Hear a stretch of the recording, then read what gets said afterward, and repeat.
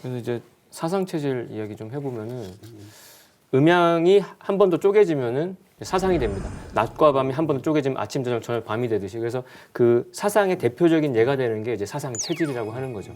그 체질에 맞춰서 우리가 건강을 유지하는 걸 얘기를 많이 하게 되는데 사상 체질이 있죠. 네 종류의 체질이 있는데 동무 이재만 선생님이 이제 규명을 한 건데 태양, 태음, 소양, 소음 이렇게 나뉘지 않습니까? 태자 붙으면은 이제 간과 폐 관련된 거고 소가 붙으면 이제 위장과 비장과 이제 신장과의 관계인데 그 태음인 태양인 구별을 해보면은 태음인은 이제 본질적인 면에서 목 기운이 강해가지고 간대 폐소라고 하죠.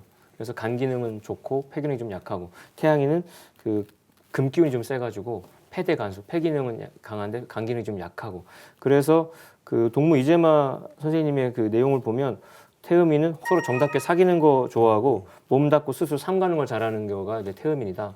그래서 삼국지 인물로는 유비가 그렇다라고 얘기가 되죠. 태양인은 보고 듣는 거 좋아하고 그 다음에 사랑하고 공경하는 걸 잘한다. 그래서 저도 체질로는 이제 태양인인데 뭐 관우가 그렇다고 돼 있고 그래서 어디 체질 확인하러 가면은 이 모카토 금수에 따라서 손가락이 5개 벌어져가지고 엄지가 간 기능이고 네 번째 손가락이 목 기능 그폐 기능이래요. 그래서 태양이는 간 기능이 약하니까 금반지 껴서 이렇게 북 돋아주고 폐 기능이 지나치니까 음반지 껴서 눌러라 이렇게 그래서 끼고 다니는 거예요. 확실히 근데 그리고 이제 소음인이라고 하면은 이제 숙기운 정을 관장하는 숙기운이 좋아가지고 신대비 신장 기능 완성한데 소화 기능이 약하니까 항상 소화 불량에 어떤 그래서 응급실에 속 불편해서 오는 인간들은 절반은 소음인이에요.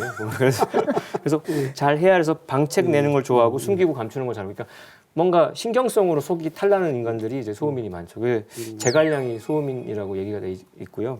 소양인은 비대신수라 그래서 좀 소화 능력이 좋고 비위가 좋은데 신장 기능이 약하고 그래서 좀 약간 음호 화동을 경계하라고 얘기가 돼 있는데 그래서 뭐 날쌔고 거친 것 좋아하고 나는 듯이 달리는 것을 잘한다. 요즘에 연예인들이 소양인들이 많아요.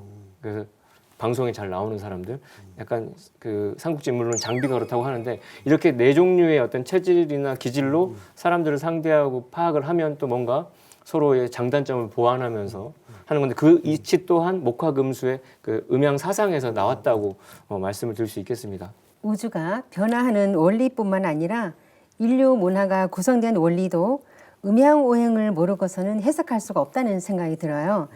그럼 오행은 무엇인가요? 예, 오행은 앞에서 말씀드린 것처럼 이제 음양의 변화가 이렇게 더 세분화되면 사상 그리고 그 중심에 토 합쳐서 이렇게 오행의 진퇴 이런 변화 이런 걸로 이렇게 돌아간다. 이게 이제 음양과 오행이죠. 그리고 그 뿌리는 이제 하도에서 왔다. 그 앞에서 말씀을 드렸고요. 그리고 이 오행에서 방금 사상 체질 말씀하셨는데 거기에 따른 그리고 양리, 생리 이런 걸로 해서 우리 한의학이 이렇게 성립을 하게 되죠. 그리고 뭐 이 오행이라고 하는 것은 정말 많은 것을 모든 만유에 대해서 설명을 다 이렇게 해 나가게 됩니다. 그런데 이것은 이제 제일 이제 중요한 부분, 이 오행이 단순히 이제 동양 철학에서는 그러니까 무와 유의 복합 개념이다.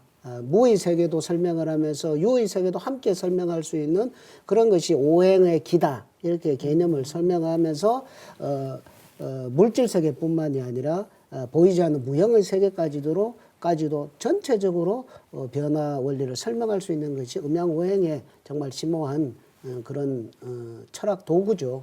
철학 도구. 그런데 한 발 더 나아가서 우리는 이 오행의 변화가 단순히 그냥 기의 단계에 머무르지 않고 이런 영적인 세계까지 오령이다. 우리 이제 환단고기의 그 태백일사를 보게 되면 우리 동방 한민족의 우주관이 나오는데요. 거기에는 이 오행의 기가 기의 차원이 아니라 그것은 만유를 주재하고 있는 그런 영적인 큰 성령의 세계다라고 이렇게 설명을 하고 있거든요. 그래서 우리는 거기에 이렇게 착안을 한다면 지금까지 나오고 있는 이 음양오행의 그 법칙을 더 넓은 진리의 차원까지 확장해서 해석할 수 있는 그런 가능성이 열리게 되었다. 저는 그 말씀을 여기서 먼저 드리고 싶습니다. 오행하면 오방색이나 오복밥 이런 것을 떠올리게 되는데요. 오행에 대한 그 예화도 좀 들어주시면 시청자분들이 좀 더 쉽게 이해가 될 것 같아요. 예. 이제 오행은 뭐 아까 그 간신 비패신 우리 오장이 구성되어 있는 거 또 뭐 그다음 오장육부 뭐 오운육기 오대양육대주 뭐 그다음에 여러 가지 색깔 뭐 방금 오방색이라든지 뭐 다 이렇게 설명할 수 있지만 이 문화를 해석하는 데 있어서 중요한 것이 이 삼신오제 사상이거든요. 네. 삼신오제. 이것은 조금 어려운 낯선 이야기일지 모르지만 이제 삼왕오제라고 하면 역사에 관심 있는 분들은 들어보신 적이 있을 것입니다. 중국에 뭐 삼왕오제, 뭐 요순임금 이런 이야기를 하잖아요. 그런데 그 삼왕오제의 그 이제 뿌리가 되는 것이 삼신오제거든요. 자, 그러면 삼신이라고 하는 것은 아까 이 우주를 통치하시는 하느님을 이제 삼신 하느님이다, 삼신 상제님이다 할 때 그 삼신입니다. 세 가지의 창조 덕성을 쓰시는 삼신. 네.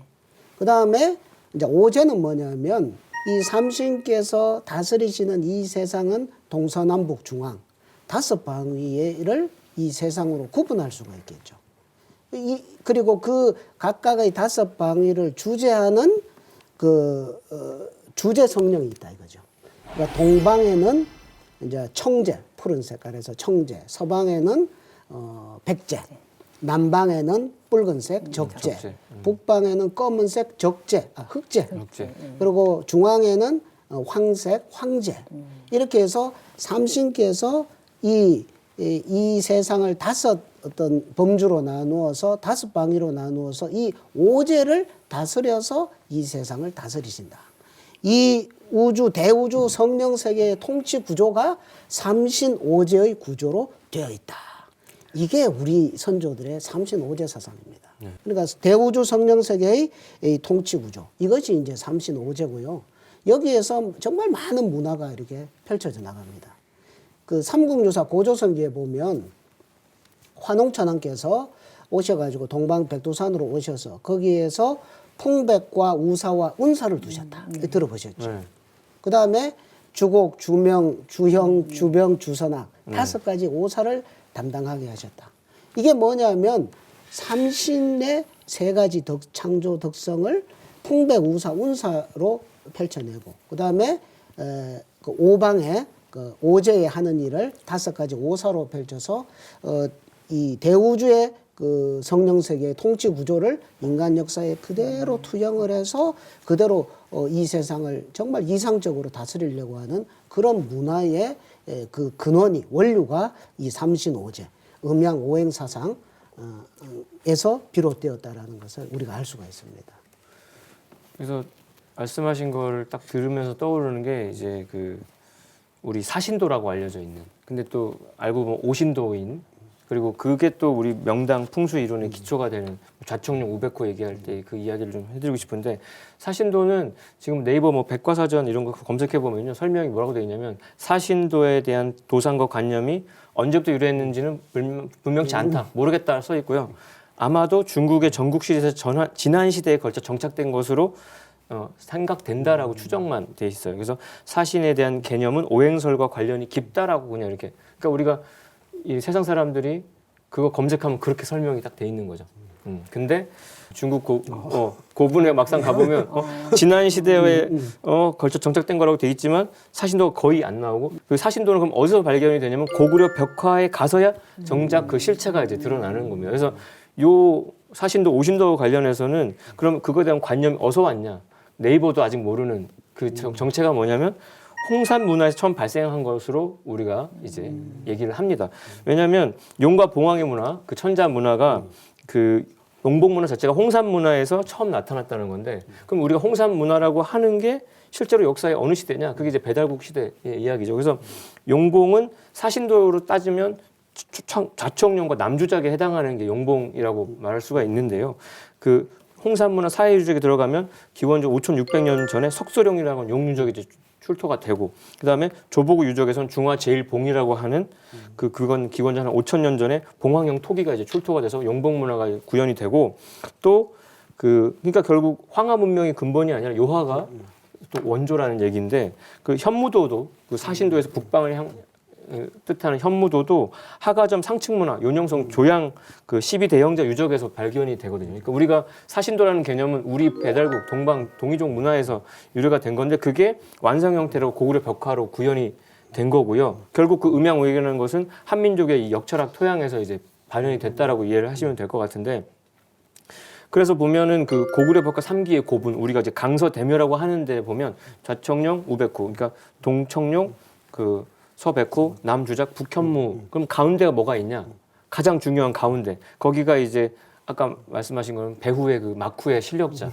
간 센터에서 모든 걸 조정하는 게 누구냐면 황룡이라고 그렇게 딱 써 있습니다. 그러니까 결국 청룡과 또 황룡이 있는 거죠. 그래서 실제로 그 우리 하늘의 자미원이 땅에 내려온 게 우리 대한민국에는 경복궁인데 경복궁 근정전 딱 천장을 보면은 황룡이 딱 있죠. 발톱 7개의 황룡이 여의주를 딱 이렇게 잡고 있는 모습으로, 그게 이제 천자의 상징인데, 그래서 아까 앞서 말씀하셨던 그 태백일사 삼신오제봉기 내용을 저도 고증을 해보면은 오제주의 왈, 오방이 가규 사명, 5방에 가까이 사명이 있는데 용왕은 현귀신이 주선학하시며, 그게 이제 북방 현무는 선학을 주관하시는 거고, 주작은 적표신이 주명하시며, 그러니까 남주작은 그 명을 관장하는 게 되고, 그 다음에 청룡은 영산이신 주곡하시며, 동청룡은 이제 곡식을 관장하고, 백호는 병신이신 주형하시며, 그러니까 백호는 서쪽의 백호는 형벌을 주관하고, 근데 가운데 거기 또 그 삼신오제봉기에는 황웅은 여신이시니 주병하시니라.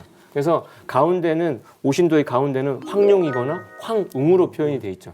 그게 이제 배달국의 여왕님이셨던 그 웅씨 왕족이 그대로 이제 그 도형화돼 가지고, 그리고 또 황도깨비로도 구현이 되는데, 그 도깨비는 지금 우리 배달국의 좌우지 천왕이 이렇게 구현이 돼서 우리가, 그래서 명당 이론도 가운데 혈자를 두고 좌청룡 우백구 남주작 북현무 해서 앞쪽은 이제 안산이라고 해서 가장 이렇게 기운이 감싸지는 곳에 묘를 딱 주면 거기가 이제 발복이 된다, 이렇게 얘기가 되는 건데, 그게 결국 음양오행 이론이 또 신도와 맞물려서 이렇게 민간에 이렇게 지혜로 남아 있는 게 아닌가 생각이 듭니다.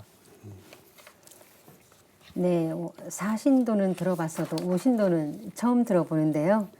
그 인류 문화가 형성된 바탕에는 그 천지가 둥글어가는 그런 법칙인 음양오행의 원리가 이렇게 있었던 거네요.